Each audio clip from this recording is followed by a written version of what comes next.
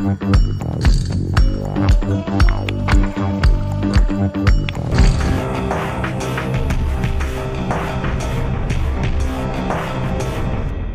Suma s'est imposé et samedi soir, il ne le doit qu'à deux hommes. Roman Decina, le meneur de jeu russe du Suma, et son gardien et capitaine Jean-Marc Landréal.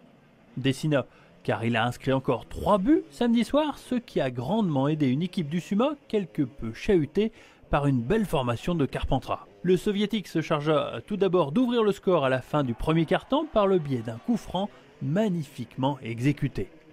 Le numéro 2 des Diables Rouges ajouta un second but à la 28e minute sur un penalty avant de passer à un triplé à la 40e minute en transperçant la défense sudiste.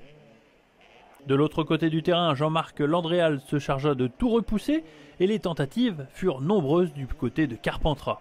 Le portier troyen était dans un grand soir, il ne céda qu'une seule fois sur un penalty de Marjon lors du 3e quart-temps.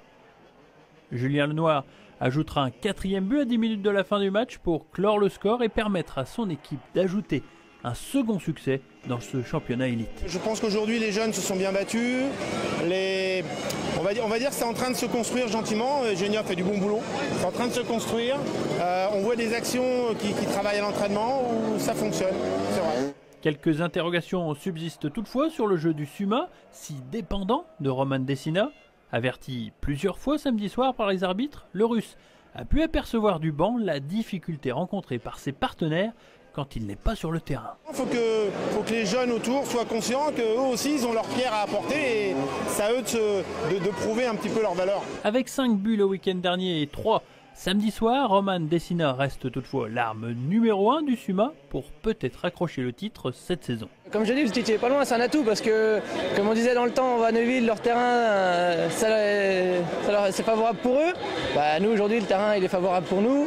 Ils n'ont pas l'habitude et on est chez nous, 5 matchs d'affilée, c'est quelque chose de bien.